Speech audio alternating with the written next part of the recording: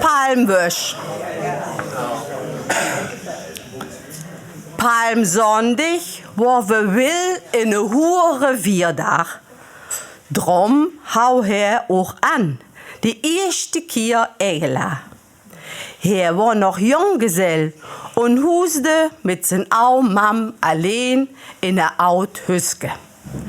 Will hau ein für 3 Uhr Egela, denn er wohl mit hem de Palmpöskes in det Feld stecke gegangen. Eigentlich wür er der flott mit fertig, denn der brugte ma 3 Pöskes zu stecke.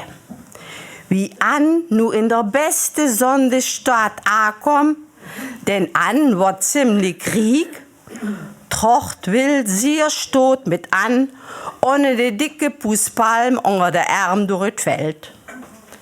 Überall, wo grote döchtige Stöcker, Weet, Kore und Jestänge, stog her e Püske Palm in et Würdel.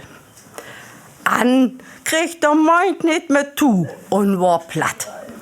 Het hau nicht gedacht und noch nicht gewusst, dass der Wilde so riek war.